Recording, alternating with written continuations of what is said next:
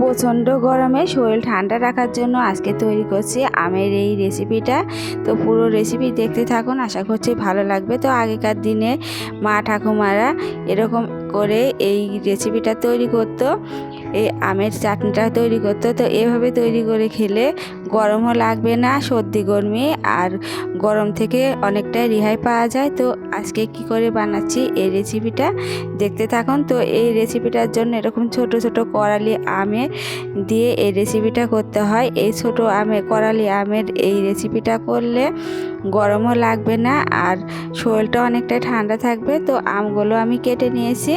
তো এবারে আমি রান্নায় চলে আসলাম। তো সরিষার তেল দিয়ে নিলাম আর দুটো শুকনো মরিচ দিয়ে আমি সর্ষে দিয়ে ফোড়ন দেব।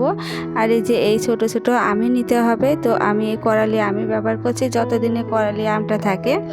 এইভাবে করে খেলে গরমও লাগবে না, শরীরও ঠান্ডা থাকবে এবং সর্দি গরমিও লাগবে না। তো আমি সামান্য সর্ষে দিয়ে ফোড়ন দিয়ে নিলাম। এবারে আমি কেটে রাখা আমগুলো দিয়ে দেব।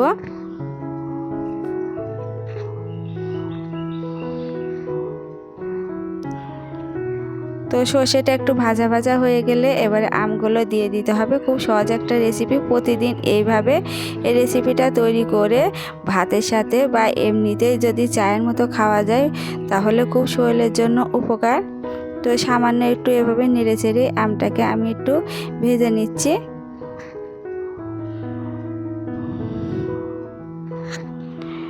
তো এটা শুধু সিদ্ধ করে লবণ দিয়ে খেলেও হবে। তো একটু টেস্টের জন্য সামান্য একটু ফোড়ন দিয়ে আমি ভেজে নিলাম। এবার আমি 2 বাটির মতো জল দিয়ে আমি এই আমগুলোকে ভালো করে সেদ্ধ করে নেব। সেজন্য জলের পরিমাণটা বেশি দিতে হবে, কারণ এই রেসিপিটা একটু পাতলা হবে, ঝোলের মতো। তো এবারে দিয়ে দিলাম লবণ আর হলুদ।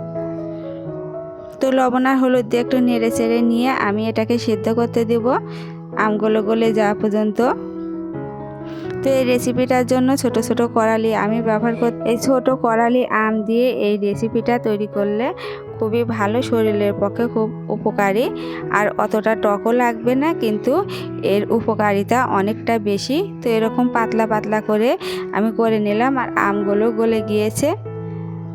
তো এই রেসিপিটার জন্য আমগুলো এরকম গোটা গোটাই থাকবে। তো এ পর্যায়ে ঝোলটা পাতলা, তো এভাবে নামিয়ে নেব। তো চায়ের মতন এভাবে এই রেসিপিটা খেতে ভালো লাগে। আর আমার এই দেখুন কত সুন্দর হয়েছে। আর এতে কোনো চিনি দেওয়া যাবে না, শুধু এভাবে তৈরি করে নিতে হবে। তো এই আমের রেসিপিটা এভাবে তৈরি করে খেলে শরীরটা অনেকটা ঠান্ডা থাকবে। তো কেমন লাগলো আজকে আমার এই রেসিপিটা কমেন্টে জানাবেন এবং আমার চ্যানেলটিকে লাইক এবং সাবস্ক্রাইব করে আমার চ্যানেলের পাশেই থাকবেন। সবাই ভালো থাকবেন, সুস্থ থাকবেন। নমস্কার।